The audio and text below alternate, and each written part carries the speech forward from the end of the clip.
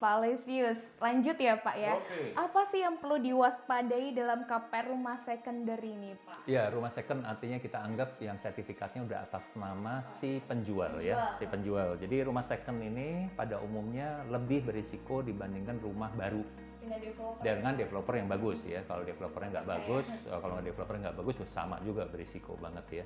Tapi yang kita anggap rumah second misalnya di daerah kita Bintaro atau BSD atau apa gitu ya, itu cukup aman karena developer besar. Nah, tinggal dilihat si pemiliknya itu punya hak nggak untuk jual. Jadi sebenarnya risikonya adalah si yang menjual ini sebenarnya nggak berhak menjual atau dokumennya ternyata dijaminkan tadi seperti kayak ke bank. Jadi iya, jadi untuk rumah second tetap harus hati-hati dibanding rumah baru dari developer yang bagus ya tentunya. Jadi ada beberapa hal yang harus diperhatikan. Lebih baik konsultasi terlebih dahulu Saya ya Pak. sarankan begitu karena variasinya banyak ya. Sedangkan setiap kabupaten, setiap kota itu ada 500-an di seluruh Indonesia, 500 kabupaten. Dia punya variasi sendiri kan mengenai dokumen tanah, dokumen pajak, ya. Jadi ada variasi gitu. Sebaiknya masing-masing cek ke notaris setempat juga gitu. Oke, baik Pak Ali, kita lanjut lagi. Nah, ini lebih teknis mendalam lagi nih hukumnya nih Pak ya. Bagaimana jika di tengah jalan proses KPR, pasangan suami istri bercerai dan jaminan rumah atas nama salah satu pasangan ini tidak mau melanjutkan pembayarannya? Ini gimana Pak? Iya, jadi dia udah beli, KPR udah jalan, di tengah jalan terus cerai. Ada perceraian. Nomor satu, pada waktu cerai mereka nggak bisa apa-apa, dalam arti si dokumen itu nggak bisa dikeluarkan tanpa persetujuan dua-duanya. Jadi makanya tadi di video sebelumnya saya bilang juga kalau suami istri itu nggak rukun, sebenarnya pada waktu mereka berantem itu asetnya hilang separuh, karena berantem separuh-separuh bagi dua, belum kena ongkos lawyer, ongkos berperkara. Jadi dalam prakteknya kalau di tengah jalan, di tengah KPR mereka ribut, mau nggak mau si bank tetap minta hadir dua-duanya. Kita pun notaris juga sama. Jadi selalu minta, oke, ribut ya ribut, tetapi kalian tetap berdua harus datang untuk kalau mau jual ya jual, perlu approval berdua. Terus kalau salah satu nggak mau bayar ke bank, ya bank nggak mau tahu, disita juga. Nggak mau tahu ya kondisinya seperti apa ya disita. Pak? Dan jarang lah itu ya, kebanyakan akhirnya si pihak yang salah satu pihak mengalah atau cari pembeli. Nah, cari pembeli pada waktu mau bayar itu pun mesti jelas, dia nggak bisa bayar cuma ke suami atau ke istrinya kan, apalagi dalam kondisi berantem. Nah, itu yang makanya perlu di setiap transaksi seperti itu ya harus ada orang yang ngerti ya. Kita biasanya notaris atau konsultan properti yang ngerti. Lebih berpengalaman ya Pak. Oke, berarti jalannya adalah janganlah berantem ya. Jangan berantem, rukun. Emang benar. Rukun Pak, karena Iya. nggak rugi ya Pak untuk Nggak. rukun itu. Malah nambah banyak propertinya. kerugian ya Pak. Iya.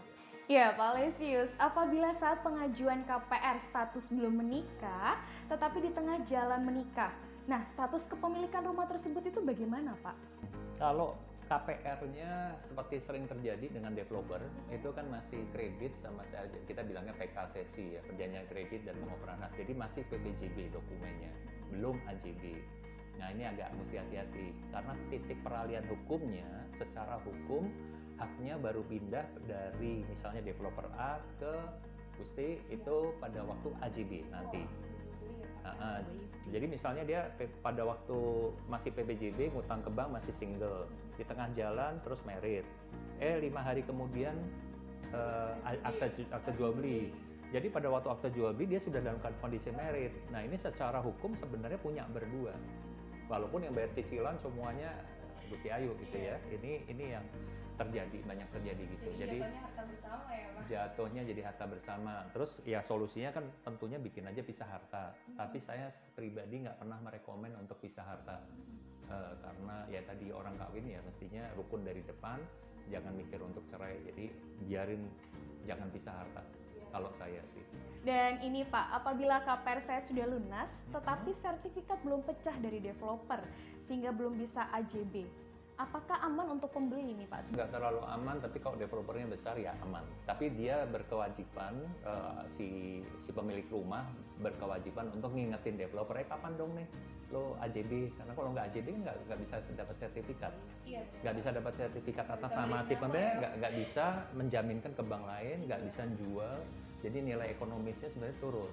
Agak riskan juga ya Pak kalau terjadi apa-apa dengan developer Betul. tersebut ya Pak. Tapi kesulitannya dan memang prakteknya developer manapun nggak berani janji bahwa itu AJB paling lambat tanggal sekian, gitu nggak ada. Mereka hanya kasih ancar-ancar aja.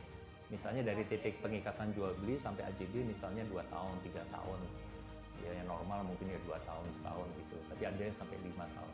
Tapi poinnya adalah si pemilik rumah harus monitor terus, aktif monitor ke developer supaya cepat AJB. Belum lagi faktor biaya-biaya kan, pada waktu AJB kan Makin lama semakin naik ya Pak. semakin Iya, naik, ada tentunya. BPHTB 5%, ada biaya akte jual beli sama balik nama gitu. Belum perubahan kebijakan lagi ya Pak kalau Betul, semakin kalau ada lama perubahan. semakin Iya. ditunda sebenarnya.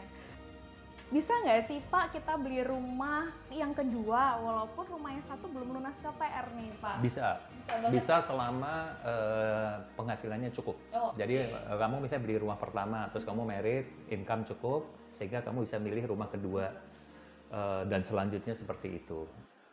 Dan oke banget. Dan oke banget. Di kita biasanya kalau ke anak-anak muda kita rekomen mereka jangan terlalu cepat lunasin malah. Karena itu sebenarnya semacam maksa mereka untuk daripada boros, uangnya dipakai buat beli properti berikutnya.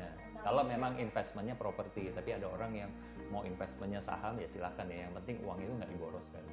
Terus terpacu untuk terus nabung di KPR melalui KPR tersebut Ya, ya. tapi mesti hati-hati ya, terpacu nabung sama terpacu bila kerja itu bedanya tipis ya. Jadi pada waktu orang, jadi ada satu penelitian yang dan kita ngelihat di dalam lapangan, makin besar utang, makin besar cicilan, makin gampang orang cerai. Jadi ada relasi yang apa ya, related banget gitu antara besarnya utang dengan risiko perceraian. Karena stres kali ya Pak. Karena stres, jadi Beban stres hidup, terus uang yang harusnya masuk rumah tangga dipakai semua buat bayar cicilan. Terus si suami mestinya yang bisa kerja lebih agak tenang, ini terburu-buru atau dua-duanya harus kerja, suami istri supaya bayar cicilan. Nah itu yang sering keluarga muda tuh sekarang kena hal-hal gitu karena mau gaya hidupnya konsumtif. Jadi bukan hanya beli rumah, tapi mereka mau liburan kemana, sehingga itu yang sering membuat jadi cerai. Oke, berarti harus waspada juga ya Iya, Pak. jadi nggak boleh terlalu agresif. agresif. Kalau bahasa finance itu over leverage namanya. Over leverage itu artinya mau investment tapi pakai utang. Oh, Jadi ngutang dulu, terus habis itu beli emas, beli properti, beli apa. Nah, bahaya banget lah. ya bahaya. Kalau ini ya Pak. Kalau lagi bagus, kalau lagi turun, dia udah rugi di sini, mesti bayar utang. Bayarnya pakai apa ya? Ya. Oke, berarti menurut Bapak ini melunasi KPR di awal ini untung atau enggak sih Pak? Kalau melunasi KPR, misalnya kamu ambil 20 tahun, terus 5 tahun lagi kamu lunasin. Amin. Kalau lihat dari berapa besar bunga yang harus kamu bayar dari tahun ke-5 sampai ke-20, berarti 15 tahun ya sebenarnya untung. Nah, pertanyaannya tapi setelah kamu lunasin terus sisa uang kamu, kelebihan uang kamu tuh mau buat apa? Jadi kita yang kalau 20 tahun kok saya selalu merasa agak kepanjangan, jadi saya sarankan bukan dilunasin tapi dipendekin. Jadi setelah kamu kemampuan gaji kamu cukup atau kamu merit, si 20 tahun itu tenor itu kamu pendekin ke 10 tahun. Jadi kalau 20 tahun itu pokok segini, bunga segini dari cicilan kamu. Kan tadi berapa sejuta, misalnya ini 2 juta cicilannya. Kalau dipendekin, dia pokok gede, bunganya mengecil. Jadi 10 tahun cicilannya nambah tapi ya lebih gede. Itu menurut saya lebih bagus daripada langsung dilunasi. Gitu. Tapi prinsipnya makin cepat dilunasi sih menurut saya kok ya tetap lebih bagus ya.